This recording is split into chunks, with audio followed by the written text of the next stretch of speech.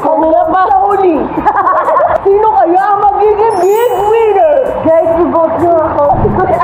Si Ginny Dio. Ang pinipili ba ng taong bayan? Guys, i-vote nyo ako para sa pamilya ko.